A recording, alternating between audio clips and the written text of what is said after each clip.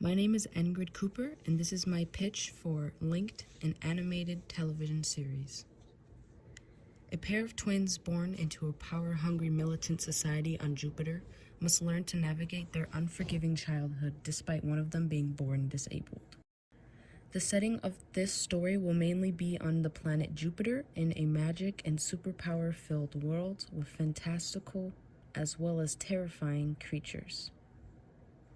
In terms of world building, the story will take place in our solar system in the year 3020. The planet Mercury will have primitive creatures with zero to no intellect.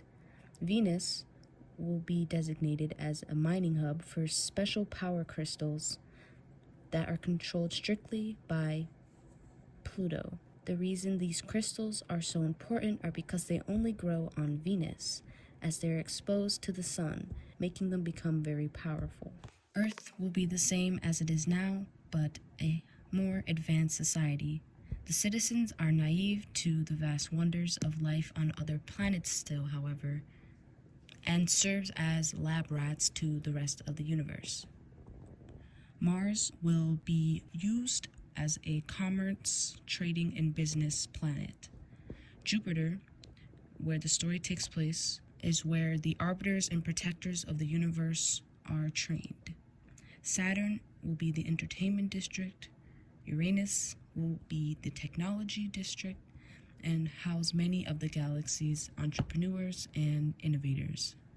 Neptune will be strictly for educating members of the solar system, and only elected elites from each planet are granted the opportunity to spend 1 year of schooling here. And Pluto is where the rulers and royalty of the galaxy, as well as the most intelligent species, will be found. They are treated like gods. The genre will be an adventure fiction, sci-fi, and dark fantasy. The target demographic will be young people aged 16 to 25. As for the main characters, Ken, having grown up the past 17 years of his life in a very militant society on Jupiter, hell-bent on loyalty and servitude without question, it leaves little for a young mind to grow and develop. Ken is often caught in an existential crisis between what his true purpose and meaning in life could be besides what's been given to him. But he will never show anyone his true feelings or doubts. He hides his thoughts behind an intimidating glare. His first appearance in the series, he'll be age 9, and his last appearance, he is 17. He is a cisgender male, Jovian, born on planet Jupiter. He lives in upper and middle class society and attends Jupiter Prep Education Boarding School. As for his physical traits, he has neon green hair and 2 cowlicks in the middle of his head. As a teenager, he's typically seen wearing Jupiter's traditional battle armor, but sometimes he can be in average clothing. With average height, he is slender but has a toned physical appearance. As for his psychological traits, he tends to be very gloomy and serious, as well as hard-headed and not good at expressing his emotions well. As for his powers, he's extremely gifted and has the unique ability to form any type of sharp object from his clothing.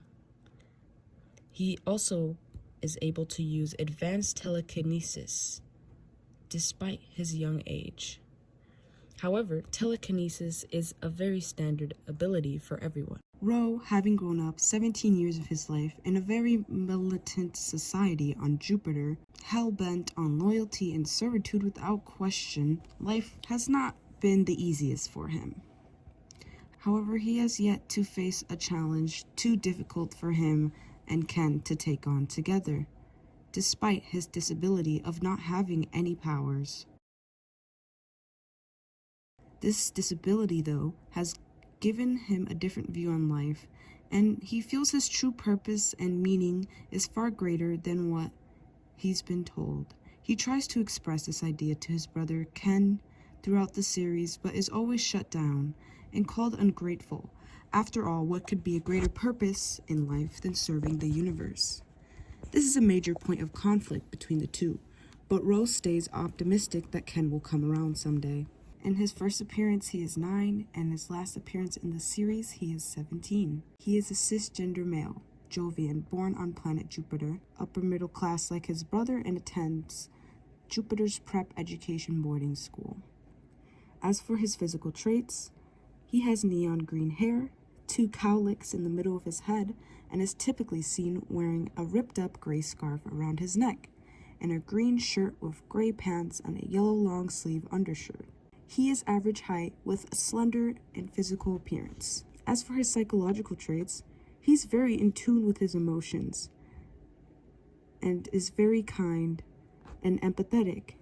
He has a strong sense of justice and fairness and tends to be silly and goofy, but is very dependable and can be even a little impulsive at times. As for his powers, he has none, but he is physically stronger than most of his peers. As far as the tone for this series, I want it to be very ardent and lighthearted before making a drastic change to becoming dark, pensive, and sentimental by the end. I plan for this show to have varying tonal shifts within each season, aligned with the time skips.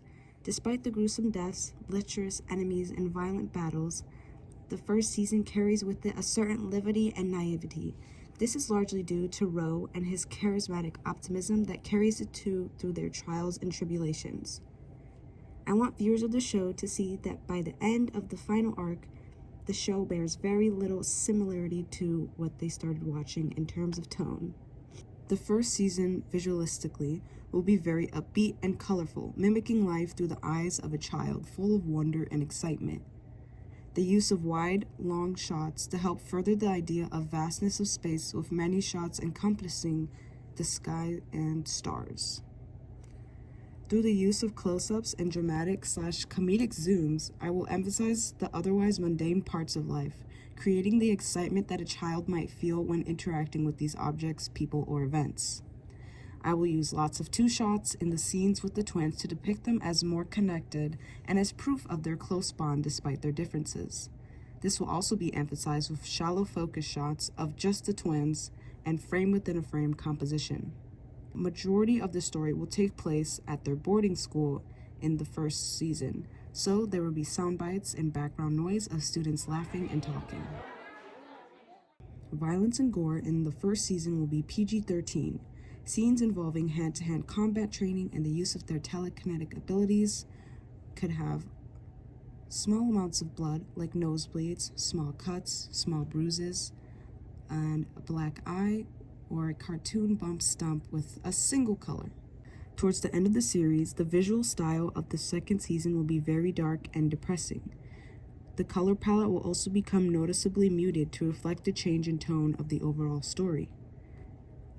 There will be many extreme close-ups, over-the-shoulder views of the vast world before them, a deep focus on everything in the frame, and sound-wise, we will start to see more of the planet Jupiter and its militia foundations, with the sounds of marching and unified chanting in the background.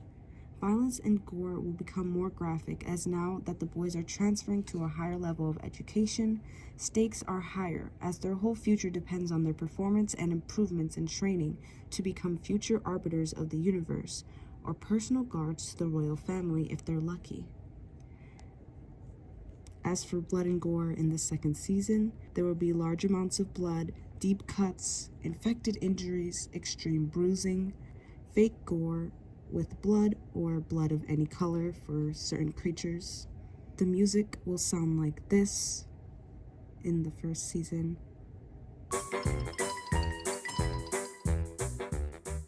In the second season. This concept matters to me because I love to draw comics and make stories, and it had been a dream of mine to create my own manga and anime series. So I started creating a manga called Empath, heavily inspired by the fictional and adventure anime I watched growing up. So it only felt right to pay homage to this era of my life, as it has shaped who I am today for the better. The tonal shifts will take viewers on an emotional roller coaster they won't soon forget. Inspirational artists for this series are Yoshiro Togashi, who created Hunter x Hunter, Yusei Matsui, who created Assassination Classroom, and finally Kayu Shirai, who created The Promised Neverland. Thank you for watching.